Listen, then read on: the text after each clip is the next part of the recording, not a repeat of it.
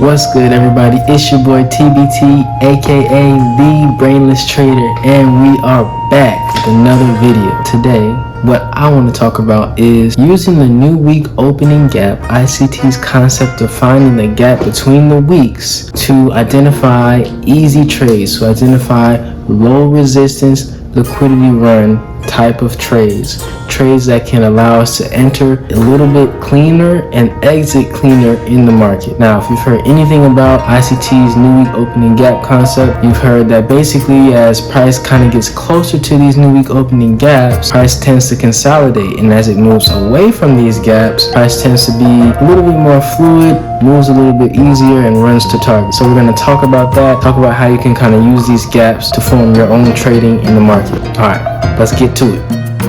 The new week opening gap concept really helps you to align with price. One, because it's kind of like a 60-day, 4-week to 60-day look back that kind of tells you what price is doing.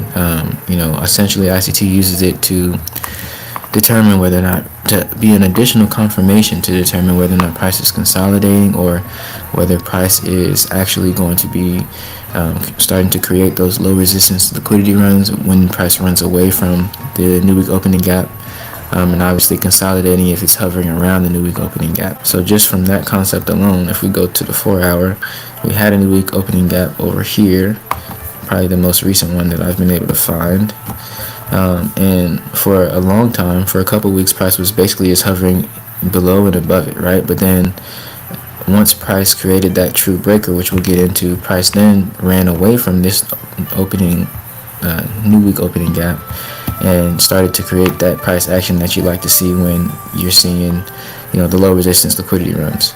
So if we zoom into the time frame that I have the breaker on, what we have here is essentially a high, a low, a higher high, right? Which creates the breaker, which is the lowest down closed candle, which right here we have 3 consecutive down closed candles. And so I would allow this to make up my lowest down closed candle, the breaker. Now if I go into the hour chart, most likely that area is 1 candle. So it's 2, essentially it's this candle, but going to that 30-minute, 15-minute gives you those 3 consecutive, which I like. Now, why did I choose this area as opposed to maybe this area? High, low, higher high, lowest down closed candle. This could have been my breaker. As you see, they kind of align within the same area. So when you run into that issue, a lot of times when I'm trading, I'm looking and I'm like, well, which one?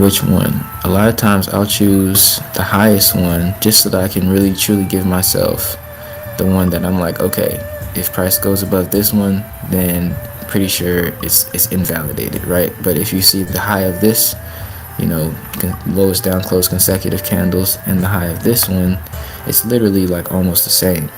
So you kind of go with whichever one you're more comfortable with. I think I like this one just because it's kind of an immediate high, low, higher high.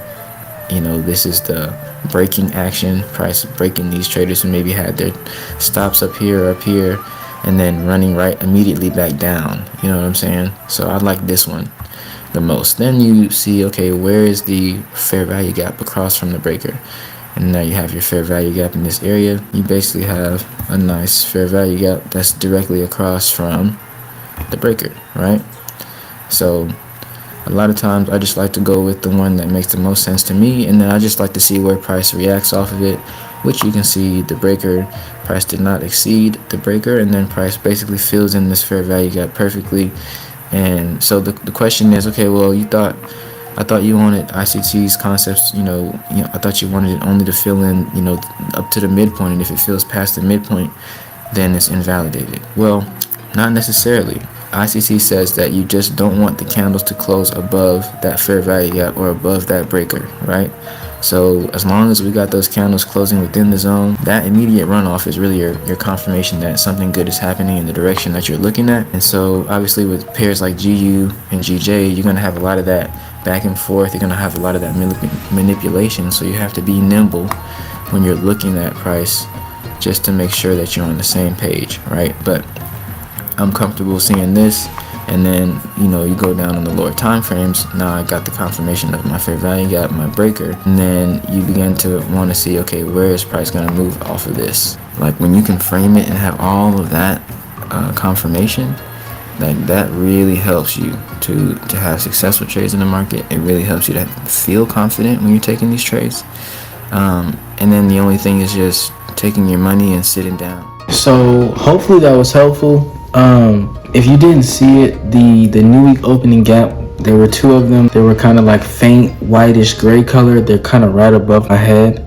Basically, if you didn't notice, as I was talking about the breakers formed, one formed above one of the main new week opening gaps. And so the breaker allowed us, one, to find an area to enter a trade in general, right? But then using the new week opening gap concept, we knew that if we're moving away from the breaker, we're going to have a higher percentage of chance to run to a specific target. Price is going to thin out. If you look, you can see that there's a fair value gap that forms immediately after that breaker, and price trades away from that breaker. And so essentially now you're using that new week opening gap. You see the new week opening gap is basically, there's another one right in the middle of that fair value gap. So I got that yellow zone, and then you got that little white zone right there in the top part of the yellow zone. Price is running away from that. So as price is running away from that, we're just understanding in our minds that, hey, we're getting a little bit lower resistance. We're getting a lower resistance liquidity run, right? We're running towards liquidity away from the new week opening gap, away from the breaker, right? So that's just allowing us to have a little bit more confirmation in the market, allowing us to feel maybe a little bit more comfortable with entering trades, maybe if they're entering back into that fair value gap, knowing that we're trying to move towards a target that's moving away from that new week opening gap, if that makes sense. So thanks for joining. We'll catch y'all in the next one. All right, peace.